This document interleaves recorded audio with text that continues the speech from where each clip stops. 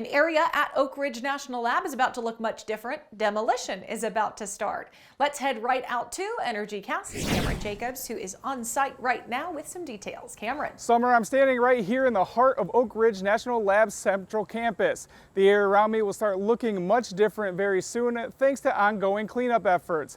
Demolition begins next month on building 3010.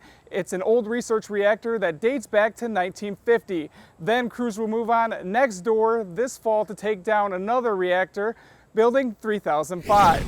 Interesting research was conducted at building 3010 during its years of operation. Originally, researchers in the facility were tasked with understanding and designing radiation shielding for proposed nuclear-powered aircraft in the 1950s.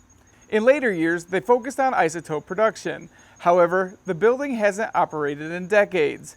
That's where environmental management comes in. Workers with DOE's cleanup program made sure the building remained safe and took steps to get it ready for demolition. That took years. It involved removing all the waste, taking out radioactive materials, and draining a 27-foot deep reactor pool.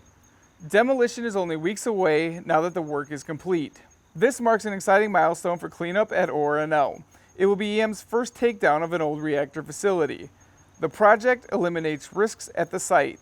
It also opens up land for reuse and enhances access to the graphite reactor, a key attraction that's part of the Manhattan Project National Historic Park. This is just the first of many projects like this one. Most of the buildings around me will be cleared in the next 3 years. Summer?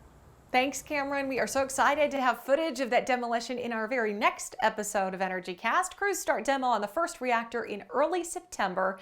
Teardown on the second one will be underway before the end of the year.